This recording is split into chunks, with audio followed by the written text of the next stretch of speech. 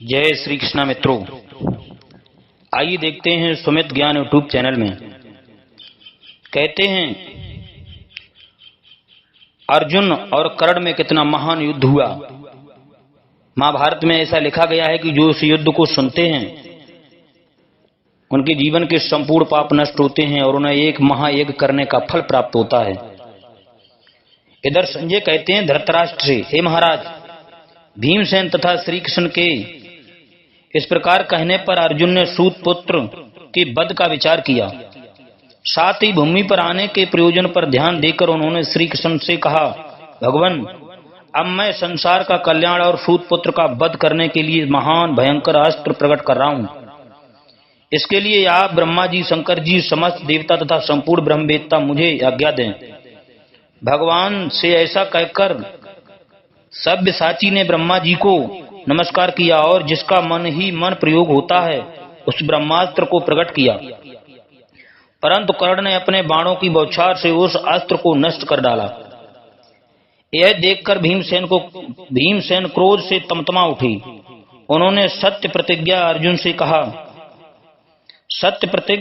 कहा, सब्यसाचिन, सब लोग जानते हैं कि तुम परम उत्तम ब्रह्मास्त्र के ज्ञाता हो। इसलिए अब और किसी अस्त्र का संधान करो। यह सुनकर अर्जुन ने दूसरे अस्त्र को धनुष पर रखा। फिर तो उससे प्रज्वलित बाणों की वर्षा होने लगी, जिससे चारों दिशाएं आच्छादित हो गईं। कोना कोना भर गया। केवल बाण ही नहीं, उससे भयंकर त्रिशूल, फरसे, चक्र और नाराज आदि अस्त्र भी सैकड़ों की संख्या में निकल कर सब ओर खड़े हुए योद्धाओं के प्राण लेने लगे। किसी का सिर कटकर गिर गया तो कोई यूं ही भय के मारे गिर पड़ा। कोई दूसरों को गिराता देख स्वयं वहां से चंपत हो गया। किसी की दाहिनी बाह कटी तो किसी की बाईं। इस प्रकार किरीटधारी अर्जुन ने शत्रु पक्ष के मुख्य योद्धाओं का संहार कर डाला। दूसरी ओर कर्ण ने भी अर्जुन पर हजारों बाणों की वर्षा की। फिर भीमसेन श्री कृष्ण और अर्जुन को तीन बाणों से बीध कर उसने बड़े जोर से गर्जना की। तब अर्जुन ने पुनः 18 बाण चलाए। उनमें से एक बाण के द्वारा उन्होंने कर्ण की ध्वजा छेद डाली। 4 बाणों से राजा शल्य को और 3 बाण से कर्ण को घायल किया। शेष 10 बाणों का प्रहार राजकुमार सभापति पर हुआ। 2 बाणों से राजकुमार की ध्वजा और धनुष कट गई। 5 से घोड़े और सारथी मारे गए। फिर 2 से उनकी दोनों भुजाएं काटी और 1 से मस्तक उड़ा दिया गया। इस प्रकार मृत्यु को प्राप्त होकर वह राजकुमार रथ से नीचे गिर पड़ा। इसके बाद अर्जुन ने पुनः 3, 8, 2, 4 और 10 बाणों से कर्ण को बीध डाला। फिर अस्त्र शत्रुओं सहित 400 हाथी सवारों, 800 रथियों, 1000 घुड़सवारों तथा 8000 पैदल सिपाहियों को मौत के घाट उतार दिया। यही नहीं, उन्होंने बाणों से कर्ण को उसके सारथी, रथ, घोड़े और ध्वजा सहित ढक दिया। अब वह दिखाई नहीं पड़ता था। तदंतर उन्होंने कौरवों को अपने बाणों का निशाना बनाया। उनकी मार खाकर कौरव चिल्लाते हुए कर्ण के पास आए और कहने लगे, कर्ण, तुम शीघ्र ही बाणों की वर्षा करके पांडुपुत्र अर्जुन को मार डालो, नहीं तो ये पहले कौरवों को ही समाप्त कर देना चाहता है। उनकी प्रेरणा से कर्ण ने पूरी शक्ति लगाकर लगातार बहुत से बाणों की वर्षा की। इससे पांडव और पांचाल सैनिकों का नाश होने लगा। कर्ण और अर्जुन दोनों ही अस्त्र विद्या के ज्ञाता थे, इसलिए बड़े बड़े अस्त्रों का प्रयोग करके वे अपने अपने शत्रुओं की सेना का संहार करने लगे। इतने में ही राजा युधिष्ठिर मंत्र तथा औषधियों के बल से पूर्ण स्वास्थ्य होकर कर्ण और अर्जुन का युद्ध देखने के लिए वहां आए। हितैषी वैद्यों ने उनके शरीर से बाण निकालकर घाव अच्छा कर दिया था। धर्मराज को संग्राम भूमि में उपस्थित देख सबको बड़ी प्रसन्नता हुई। उस समय सूतपुत्र कर्ण ने अर्जुन को क्षुद्रक नामक वाले 100 बाण मारे। फिर श्री कृष्ण को 60 बाणों से बीध कर अर्जुन को भी 8 बाणों से घायल किया। साथ ही भीमसेन पर भी उसने हजारों बाणों का प्रहार किया। तब पांडव और सौमक वीर कर्ण को तेज किए हुए बाणों से आच्छादित करने लगे, किंतु उसने अनेकों बाण मारकर उन योद्धाओं को आगे बढ़ने से रोक दिया और अपने अस्त्रों से उनके अस्त्रों को नष्ट करके रथ, घोड़े तथा हाथियों का भी संहार कर डाला। अब तो आपके योद्धा ये समझकर कि कर्ण की विजय हो गई, ताली पीटने और सिंहनाद करने लगे। इसी समय अर्जुन ने हंसते हंसते 10 बाण से राजा शल्य के कवच को बीध डाला। फिर 12 तथा 7 बाण मारकर कर्ण को भी घायल कर दिया। कर्ण के शरीर में बहुत से घाव हो गए, वह खून से लथपथ हो गया। तदंतर कर्ण ने भी अर्जुन को 3 बाण मारे और श्री कृष्ण को मारने की इच्छा से उसने 5 बाण चलाए। वे बाण श्री कृष्ण के कवच को छेद कर पृथ्वी पर जा पड़े। यह देख अर्जुन क्रोध से जल उठे। उन्होंने अनेकों दमकाते हुए बाण मारकर कर्ण के मर्म स्तनों को बीध डाला। इससे कर्ण को बड़ी पीड़ा हुई, वह विचलित हो उठा, किंतु किसी तरह धैर्य धारण कर रणभूमि में डटा रहा। तत्पश्चात अर्जुन ने बाणों का ऐसा जाल फैलाया कि दशाएं, कोने, सूर्य की प्रभा तथा कर्ण का रथ, इन सब का दिखना बंद हो गया। उन्होंने कर्ण के पहियों की रक्षा करने वाले, चड़ों की रक्षा करने वाले, आगे चलने वाले और पीछे रहकर रक्षा करने वाले समस्त सैनिकों को का बात ही बात में सफाया कर डाला। इतना ही नहीं, दुर्योधन जिनका बड़ा आदर करता था, उन 2-4 हजार कौरव वीरों को भी उन्होंने रथ, घोड़े और सारथी सहित मौत के मुख में पहुंचा दिया। अब तो आपके बचे हुए पुत्र कर्ण का आसरा छोड़कर भाग चले। कौरव योद्धा मरे हुए अथवा घायल होकर चीखते चिल्लाते हुए बाप बेटों को भी छोड़कर पलायन कर गए। उस समय कर्ण ने जब चारों ओर दृष्टि डाली तो सब सूना ही दिखाई पड़ा। भयभीत होकर भागे हुए कौरवों ने उसे अकेला ही छोड़ दिया था, किंतु उससे उसको तनिक भी घबराहट नहीं हुई। उसने पूर्ण उत्साह के साथ अर्जुन पर धावा किया। संजय कहते हैं, राजन, तदंतर भागे हुए कौरव सैनिक धनुष से छोड़ा हुआ बाण जहां तक पहुंचता है उतनी दूरी पर जाकर खड़े हो गए। वहां से उन्होंने देखा कि अर्जुन का अस्त्र चारों ओर बिजली के समान चमक रहा है। फिर यह भी देखने में आया कि कर्ण अपने भयंकर बाणों से उनके अस्त्रों को नष्ट किए डालता है। अब अर्जुन प्रचंड रूप धारण कर कौरवों को भस्म करने लगे। यह देख कर्ण ने अथर्वण अस्त्र का प्रयोग किया। वह शत्रुनाशक अस्त्र उसे परशुराम जी से प्राप्त हुआ था। उसके द्वारा कर्ण ने अर्जुन के अस्त्र को शांत कर दिया और उन्हें भी तेज किए हुए सैकों से बीग डाला। उस समय कर्ण अर्जुन में इतनी बाण वर्षा की कि सारा आकाश ढक गया। उसमें तनिक भी जगह खाली नहीं रह गई। कौरवों और सैनिकों को चारों ओर बाणों का जाल सा फैला हुआ दिखाई देने लगा। घोर अंधकार छा गया। बाणों के सिवा कुछ नहीं सूझता था। वहां युद्ध करते समय वीरता, अस्त्र संचालन, माया बल तथा पुरुषार्थ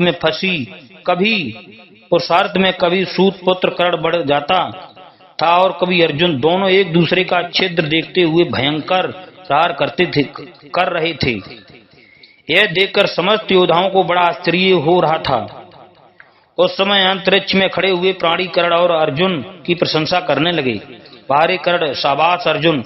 यही बात आकाश में सब ओर सुनाई पड़ती थी। इसी समय पाताल लोक में रहने वाले यह सेन नामक नाग, जो अर्जुन से बैर मानता था, कर्ण तथा अर्जुन का युद्ध होता जान बड़े वेग से उछलकर वहां आ पहुंचा और अर्जुन से बदला लेने का यही उपयुक्त समय है, ऐसा सोच बाण का रूप बनाकर वह कर्ण के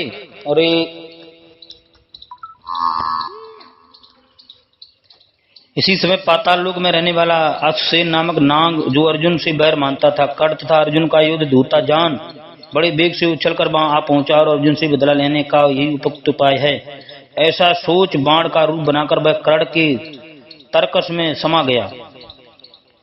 उस समय जब कर्ण किसी तरह अर्जुन से बढ़कर पराक्रम न दिखा सका, तब उसे अपने सरम मुख बाण की याद आई। वह बाण बड़ा भयंकर था। आग में तपाया होने के कारण वह सदा देदीप्यमान रहता था।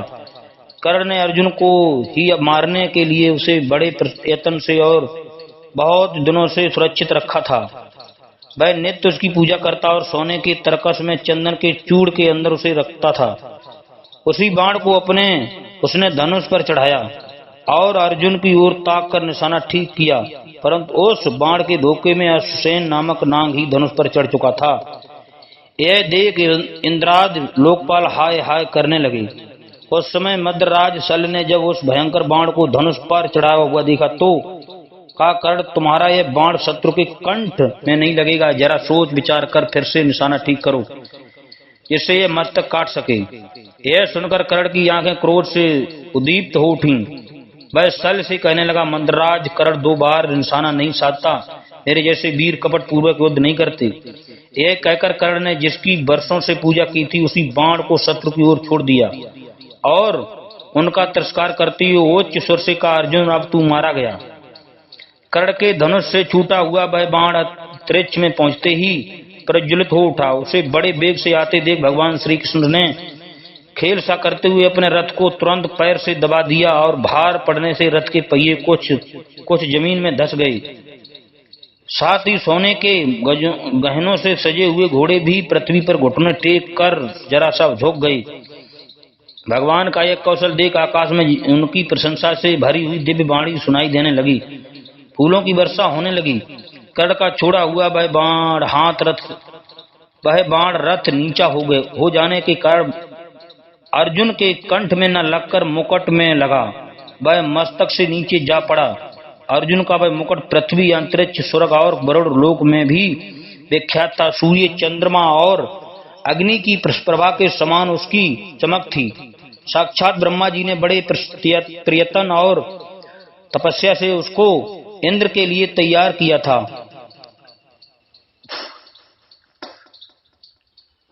उससे बड़ी मीठी सुगंध फैलती रहती थी। अर्जुन ने दैत्यों को मारने की इच्छा से जब रण यात्रा की थी उस समय इंद्र ने प्रसन्न होकर उन्हें अपने हाथ से यह मुकुट पहनाया था।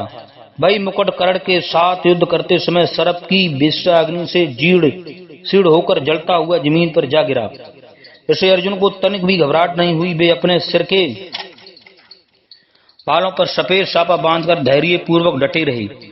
उस समय वे मौत के मुख से बचे थे, क्योंकि सर्प मुख बाण के रूप में अर्जुन के साथ बैर रखने वाला तक्षक का पुत्र था। किरीट पर आघात करके वह पुनः तर्कस में घुसना ही चाहता था, किंतु कर्ण ने उसे देख लिया। कर्ण के पूछने पर वह कहने लगा, कर्ण तुमने अच्छी तरह सोच विचार कर बाण नहीं छोड़ा था, इसलिए मैं अर्जुन का मस्तक ना उड़ा सका। अब जरा निशाना साध कर चलाओ, फिर मैं अपने और तुम्हारे शत्रु का सिर अभी काट डालता हूँ। कर्ण ने पूछा, तुम कौन हो? नाग ने उत्तर दिया, मैं नाग हूँ। अर्जुन ने खांडव वन में मेरी माता का वध करके बहुत बड़ा अपराध किया है। इसके कारण मेरी उससे दुश्मनी हो गई है। यदि स्वयं वज्रधारी इंद्र उसकी रक्षा करने आवे तो भी उसे यमराज के घर जाना पड़ेगा। कर्ण बोला, नाग, आज कर्ण दूसरे के बल पर आश्रय लेकर विजय पाना नहीं चाहता। यदि तुम्हारा संधान करने से मैं सैकड़ों अर्जुन को मार सकूं तो भी मैं एक बाण को 2 बार संधान नहीं कर सकता। मेरे पास सर्प बाण है, उत्तम प्रलयतन है और मन में रोष भी है। इन सब के द्वारा मैं स्वामी अर्जुन को मार डालूंगा। तुम प्रसन्नता पूर्वक लौट जाओ। कर्ण की ये बात नागराज से नहीं सही गई। वह स्वयं ही अर्जुन का वध करने के लिए अपना भयंकर रूप प्रकट करके उनकी ओर दौड़ा। यह देख श्री कृष्ण ने अर्जुन से कहा, यह महान सर्प तुम्हारा दुश्मन है, इसे मार डालो। अर्जुन ने पूछा, ये कौन है? भगवान ने कहा, खांडव वन में जब तुम अग्निदेव को तृप्त कर रहे थे उस समय इसकी माता ने पुत्र का प्राण बचाने के लिए इसे निगल लिया था। इस प्रकार मां के पेट में अपने शरीर को छिपाकर जब यह उसके साथ ही आकाश में उड़ रहा था, उसी समय तुमने दोनों को एक रूप मानकर एक केवल इसकी माता को मार डाला था। उसी बैर को याद करके आज यह तुम्हारी ओर जा रहा है। तब अर्जुन ने आकाश में तिरछी गति से उड़ते हुए उस नाग को तेज किए हुए 6 बाण मारे। बाणों के प्रहार से उसके शरीर के टुकड़े टुकड़े हो गए और वह जमीन पर गिर पड़ा। उसके मारे जाने के बाद भगवान ने पृथ्वी में धसे हुए रथ को अपने दोनों भुजाओं से ऊपर निकाला। उस समय कर्ण ने भी श्री कृष्ण को 12 तथा अर्जुन को 90 बाणों से घायल कर दिया। फिर एक भयंकर बाण से अर्जुन को बीध कर वह बड़े जोर से गर्जने और भाषने लगा। संजय कहते हैं, महाराज, कर्ण ने हंसकर ज्यों अपनी प्रसन्नता प्रकट की थी वह अर्जुन से नहीं सही गई। उन्होंने सैकड़ों बाण मारकर उसके मर्म स्तनों को बीग डाला। फिर काल दंड के समान 90 सहायकों से उसके घायल किया। 90 सैकों से उसको घायल किया। इन प्रहारों के कारण कर्ण के शरीर में बहुत से घाव हो गए और उसे बड़ी वेदना होने लगी। उसके मस्तक पर एक सुंदर मुकुट था जिसमें उत्तम उत्तम मणि, हीरे और सुवर्ण खड़े जड़े हुए थे। कानों में सुंदर कुंडल शोभा पा रहे थे। अर्जुन के बाणों की चोट खाकर कर्ण का वह मुकुट कुंडलों के साथ ही जमीन पर गिर पड़ा। उसने जो कवच पहन रखा था वह भी बड़ा कीमती और चमकीला था। उस कवच को कारीगरों ने बहुत दिनों में बनाया था, परंतु अर्जुन ने एक ही क्षण में बाण मारकर उसके टुकड़े टुकड़े कर डाले। इसके बाद तेज किए हुए 4 बाण मारकर उन्होंने उसे और भी घायल कर दिया। जैसे बात, पित्त और कफ के प्रकोप से उन्हें होने वाले शत्रु पात्र ज्वर में रोगी को विशेष व्यथा होती है, वैसे ही शत्रु का बारंबार प्रहार होने से कर्ण को बड़ी पीड़ा हुई। अर्जुन में कार्य, कुशलता, उद्योग और बल सभी कुछ था। इनके सहारे वे अपने धनुष से तेज किए हुए बाणों की वर्षा करके कर्ण के मर्म स्तनों को छेदने लगे। फिर उन्होंने उसकी छाती में यमदंड के समान 9 बाण मारे। इसी प्रकार चोट पर चोट खाकर कर्ण अत्यंत आहत हो गया। उसकी मुट्ठी खुल गई, धनुष और तरकस गिर पड़े और वह रथ पर ही गिर गया कर बेहोश हो गया। अर्जुन श्रेष्ठ थे और श्रेष्ठ पुरुषों के व्रत का पालन करते थे। उन्होंने जब कर्ण को संकट में पड़ा देखा तो उस समय उसे मारने का विचार छोड़ दिया।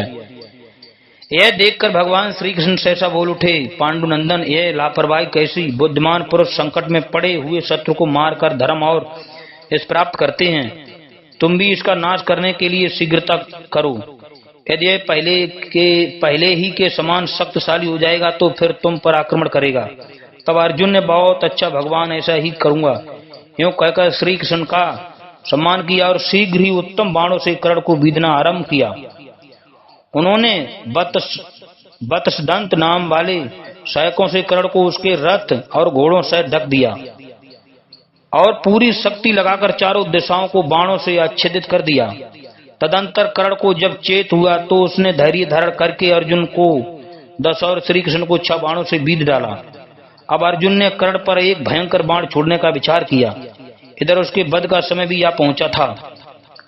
उस समय काल ने अदृश्य रह कर कर्ण को ब्राह्मण के रूपोप बस किए हुए सांप की याद दिला डाली थी और उसके वध की सूचना देते हुए कहा, आप पृथ्वी तुम्हारे पहिए की निगलना ही चाहती है। इसी समय परशुराम जी के द्वारा मिले हुए ब्रह्मास्त्र की याद उसके मन से जाती रही। उधर पृथ्वी ब्राह्मण के शाप के अनुसार उसके बाएं पहिए को निगलने लगी। रथ डगमग हुआ और एक पहिया जमीन में धंस गया। इस प्रकार जब पहिया फंसा, परशुराम जी का दिया हुआ अस्त्र भूल गया और घोर सर्पमुख बाण भी कट गया। तब कर्ण बहुत घबराया। वह एक साथ इतने संकटों को न सह सकने के कारण विषाद में डूब गया और हाथ हिलाकर धर्म की निंदा करने लगा। धर्मवेत्ता लोग सदा कहते रहते थे कि धर्म अवश्य मनुष्य की रक्षा करता है। मैं भी शास्त्र में जैसा सुना गया और जैसा अपनी शक्ति है उसके अनुसार धर्म पालन के लिए सदा ही प्रयत्न करता रहा हूँ, किंतु आज वह भी मुझे मार ही रहा है, बचाता नहीं। इसलिए मेरी समझ में तो यही बात आती है कि धर्म भी अपने भक्तों को सदा रक्षा नहीं करता। जब कर्ण ये बातें कर रहा था उस समय उसके घोड़े और सारथी लड़खड़ा रहे थे। वह स्वयं भी अर्जुन के बाणों की मार से विचलित हो उठा था। मरम स्तनों में चोट लगने से वह शिथिल हो गया था। काम करने की शक्ति नहीं रह गई थी, अतः रह कर धर्म की निंदा ही करता था। इसके बाद उसने श्री कृष्ण के हाथ में 3 और अर्जुन के साथ भयंकर बाण मारे। तब अर्जुन ने भी कर्ण पर वज्र के समान भयंकर 17 बाणों का प्रहार किया। वे उसके शरीर को छेदते हुए पृथ्वी पर जा पड़े। उस प्रहार से कर्ण कांप उठा, किंतु बलपूर्वक अपने शरीर को स्थिर रखकर उसने ब्रह्मास्त्र प्रकट किया। यह देख अर्जुन ने भी अपने बाणों को अभिमंत्रित करके कर्ण पर उनकी वर्षा आरंभ कर दी, किंतु मारथी कर्ण ने अपने आते ही अर्जुन के बाणों को नष्ट कर डाला। तब भगवान श्री कृष्ण ने कहा, पार्थ राधा नंदन कर्ण तुम्हारे बाणों को नष्ट कर किए डालता है, अतः अब तुम किसी उत्तम अस्त्र का प्रयोग करो। यह सुनकर अर्जुन सावधान हो गए। उन्होंने मंत्र पढ़कर अपने धनुष पर ब्रह्मास्त्र को चढ़ाया। बाणों से समस्त दिशाओं को आच्छादित करके कर्ण को मारना आरंभ किया। तब कर्ण ने तेज किए वे बाणों से उनके धनुष की डोर काट दी। अर्जुन ने दूसरी डोरी चढ़ाई, किंतु कर्ण ने उसे भी काट दिया। इस प्रकार तीसरी, चौथी, पांचवी, छठी, सातवीं, आठवीं, नवीं, 10वीं और 11वीं बार चढ़ाई हुई डोरी को भी उसने काट दिया, परंतु अर्जुन के पास 100 डोरियां मौजूद थीं। इस बात को कर्ण नहीं जानता था। उन्होंने फिर नई डोरी चढ़ाई और उसे आमंत्रित करके कर्ण पर बाणों की झड़ी लगा दी। उस समय कर्ण अपने अस्त्रों से अर्जुन के अस्त्रों को काटकर पुनः उन्हें बीट डालता था। इस प्रकार उसने अर्जुन की अपेक्षा बढ़कर पराक्रम दिखाया। इधर श्री कृष्ण ने जब अर्जुन को कर्ण के बाणों से पीड़ित देखा तो कहा, अर्जुन अस्त्र उठाओ और निकट से प्रहार करो। तब उन्होंने मंत्र पढ़कर रौद्रास्त्र को धनुष पर चढ़ाया और उसे कर्ण पर छोड़ने का विचार किया। इतने में कर्ण के रथ का पहिया पृथ्वी में अधिक धंस गया। यह देखकर वह तुरंत रथ से उतर पड़ा और दोनों भुजाओं से पहिए को पकड़कर ऊपर उठाने का उद्योग करने लगा। उसने 7 दीपों वाली इस पृथ्वी को पर्वत और वन से 4 अंगुल ऊपर उठा दिया मगर फंसा हुआ पहिया नहीं निकल सका। उसकी आंखों से आंसू बहने लगे और वह अर्जुन की ओर देखकर बोला, कुंती नंदन, तुम बड़े धनुर्धर हो। जब तक मैं अपना यह धसा हुआ पहिया ऊपर निकाल ना लूं तब तक तत्क्षण भर के लिए ठहर जाओ। कुछ नीच पुरुषों के मार्ग पर नहीं चलना चाहिए। तुम्हारे लिए तो श्रेष्ठ आचरण ही उचित है। जिसके सिर के बाल बिखर गए हों, जो पीठ दिखाकर भागा जाता हो, ब्राह्मण हो, हाथ जोड़ रहा हो, शरण में आया हो और प्राण रक्षा के लिए प्रार्थना कर रहा हो, जिसने अपने हथियार रख दिए हों, जिसके पास बाण ना हो, जिसका कवच कट गया हो, अस्त्र शस्त्र गिर गए या टूट गए हों, ऐसे योद्धा पर उत्तम व्रत का आचरण करने वाले सूरवीर शस्त्र नहीं चलाते। तुम भी संसार के बहुत बड़े वीर और सदाचारी हो, तो युद्ध धर्म को जानते हो। तुमने उपनिषदों के गहन ज्ञान में डुबकी लगाई है। तुम दिव्य अस्त्रों के ज्ञाता और सुधार हृदय वाले हो।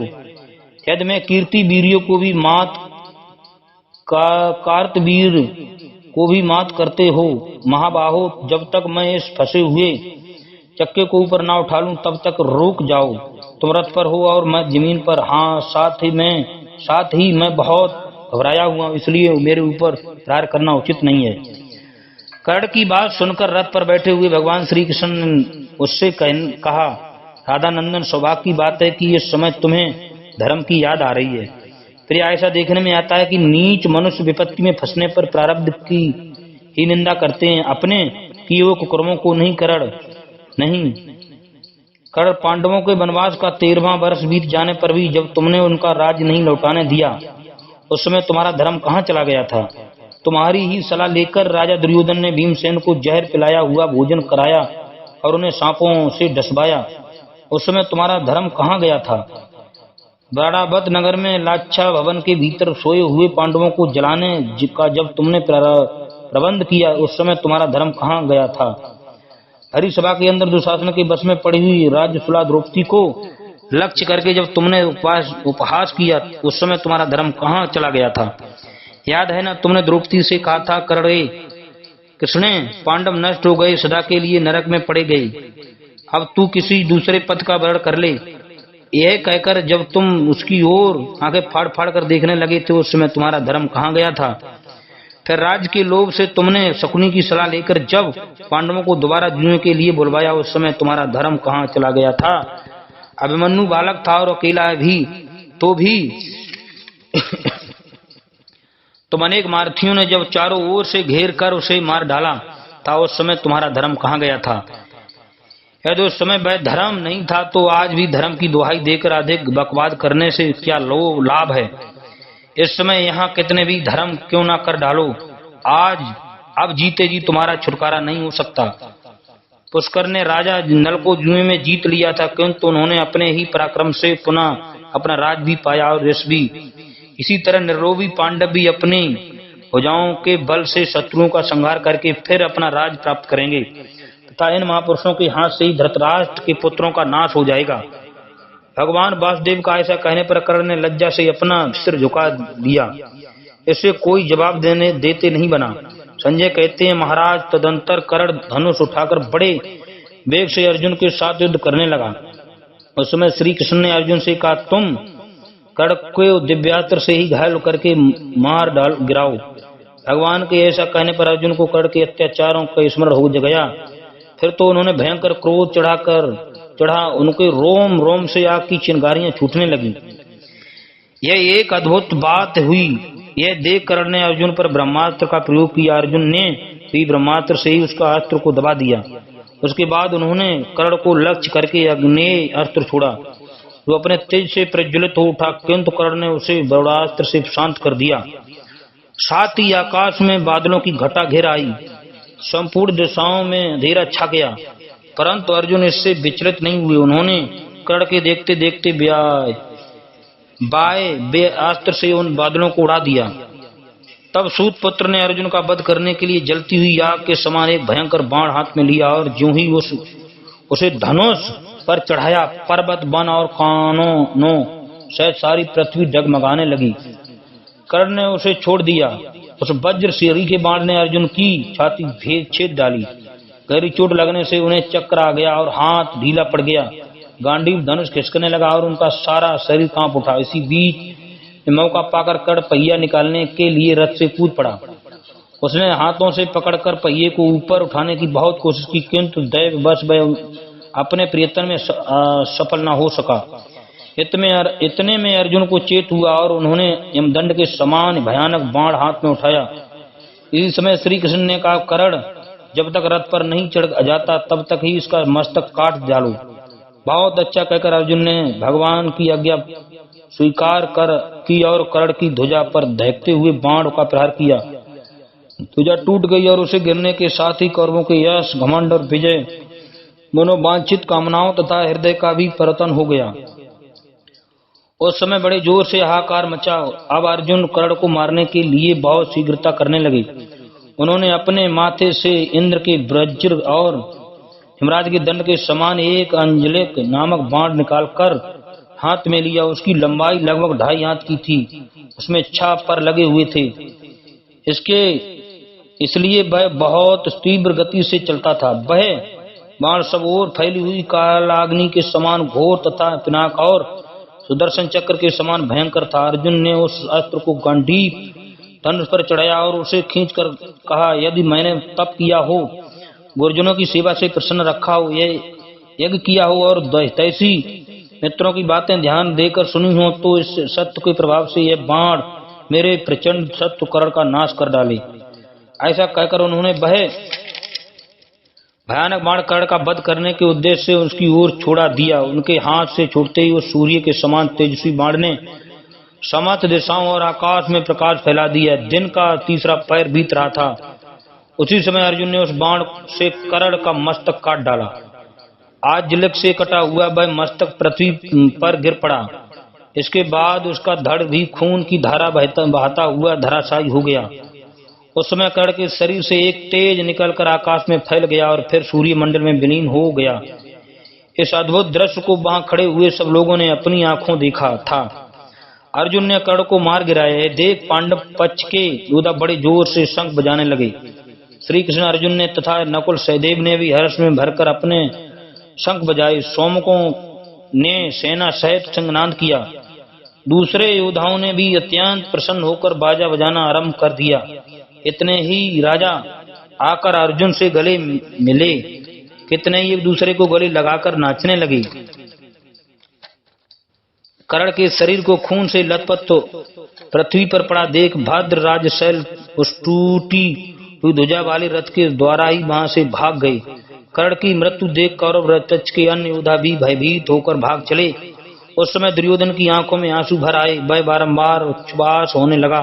दोनों पक्ष के योद्धा कर्ण की लाश देखने के लिए उसे घेर कर खड़े हो गए। कोई प्रसन्न था, कोई भयभीत, किसी के चेहरे पर विषाद की छाया थी तो कोई आश्चर्य में डूबा हुआ था। सारांश है कि जानकारी जिनकी जैसी प्रगति थी वे उसी प्रकार हर्ष या शोक में मगन थे।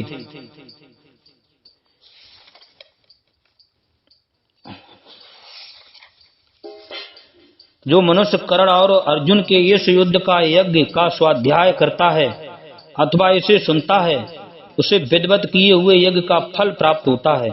सनातन भगवान विष्णु यज्ञ स्वरूप हैं। अग्नि, वायु, चंद्रमा और सूर्य भी यज्ञ के ही रूप हैं।